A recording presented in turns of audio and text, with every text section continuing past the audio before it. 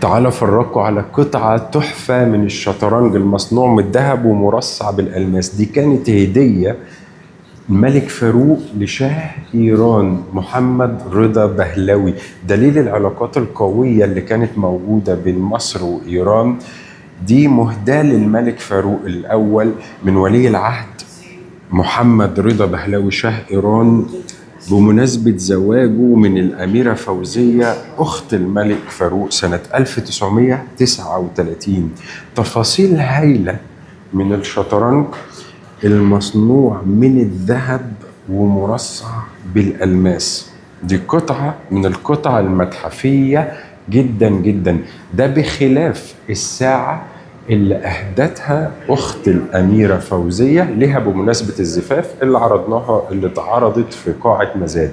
لكن دي كانت إهداء من الملك أو شاه إيران محمد رضا بهلوي إلى الملك فاروق.